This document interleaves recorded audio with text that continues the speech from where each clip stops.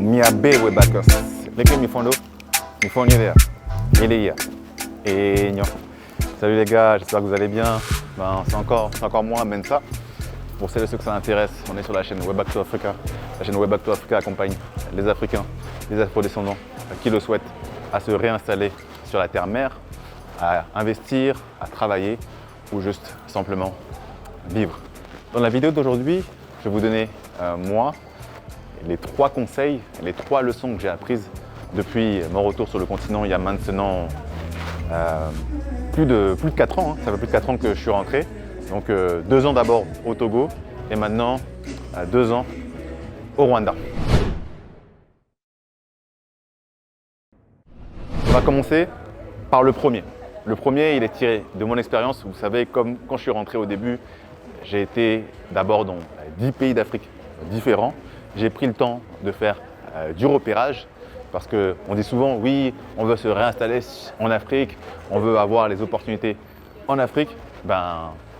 Mauvaise nouvelle pour vous.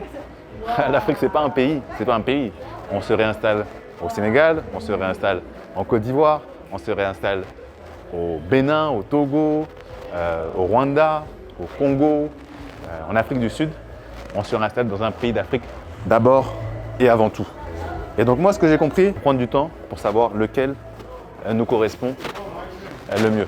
C'est quelque chose que je recommande de mon côté. Donc prenez le temps de visiter différents pays d'Afrique, savoir ce que vous cherchez quand vous vous réinstallerez sur le continent africain, à savoir est-ce que c'est plutôt le calme, est-ce que c'est plutôt la vie de famille. Alors là, par exemple, Lomé correspond très bien, Cotonou aussi. Est-ce que c'est plutôt le mouvement, le bruit, l'ambiance? Alors Abidjan ou même Dakar, ça bouge pas mal, c'est sympa.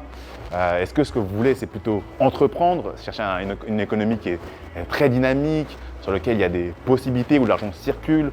Par exemple, ça peut être le cas en Afrique du Sud, ça peut être le cas notamment aussi au Maroc. Il y a beaucoup de choses à faire dans ces différents pays. Ça peut être aussi le Ghana. Donc, il faut voir d'abord quel pays vous correspond le plus.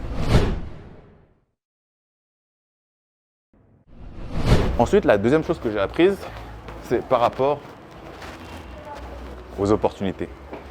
En Afrique, vous allez avoir très peu d'opportunités qui sont affichées publiquement.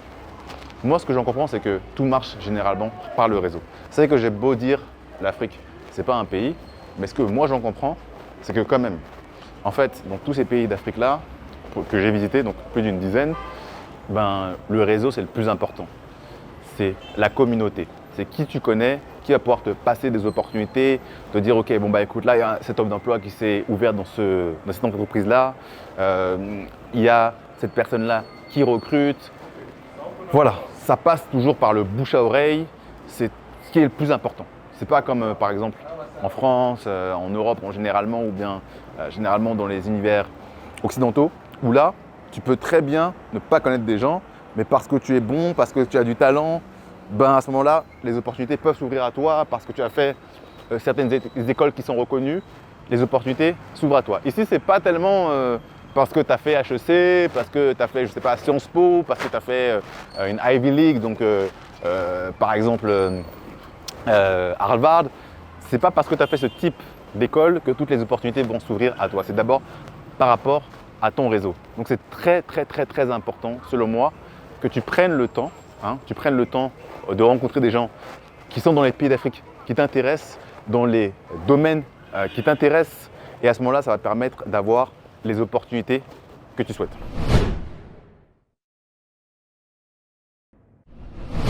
Et puis, la troisième et dernière chose que j'aimerais dire, c'est la patience. C'est la patience.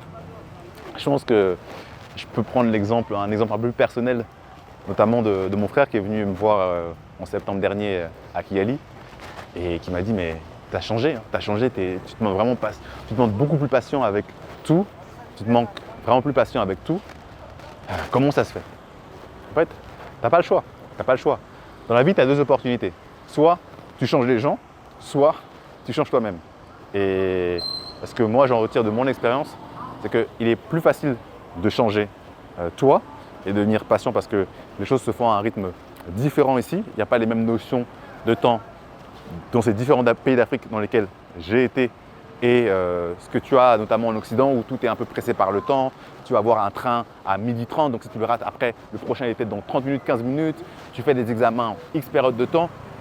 Donc tout est lié beaucoup au temps. Il y a toujours la volonté de faire en un certain temps donné. Ce n'est pas forcément ce qui va être le cas en Afrique, que ce soit chez le coiffeur, que ce soit dans les différents commerces dans lesquels vous allez être. Il n'y a pas cette volonté de faire vite les choses. Voilà, il n'y a pas d'urgence. Moi, c'est 3 choses que j'ai apprises et en partant de ces 3 constats-là, c'est l'une des raisons pour lesquelles justement on a monté la communauté Way Back to Africa, la communauté Way Back to Africa, qui aide les Africains et les Afro-descendants qui le souhaitent à se réinstaller en Afrique. À travers cette communauté, lorsque notamment tu veux découvrir certains pays d'Afrique, tu vas avoir des membres qui sont déjà là-bas, donc qui peuvent t'accueillir, qui peuvent parler avec toi et qui peuvent te donner des conseils justement sur comment on vit dans ces pays-là.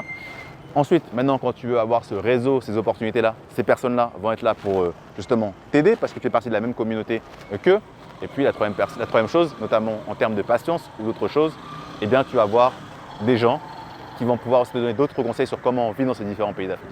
Voilà. Si tu penses que j'ai oublié d'autres choses, n'hésite pas à me le dire en commentaire. Soit tu vis dans d'autres pays d'Afrique et que tu es rentré en Afrique, n'hésite pas à me dire ce que tu penses. Si tu vis encore dans la diaspora et que tu as des questions, n'hésite pas à les mettre en commentaire. Et puis, si jamais l'Afrique t'intéresse, si tu veux investir en Afrique, si tu veux entreprendre en Afrique, ou bien si tu veux juste travailler, vivre en Afrique, je pense que la communauté Way Back to Africa est faite pour toi. C'était Mensa Mega de la chaîne Way Back to Africa. On se dit à très bientôt pour une prochaine vidéo. Et Zindé.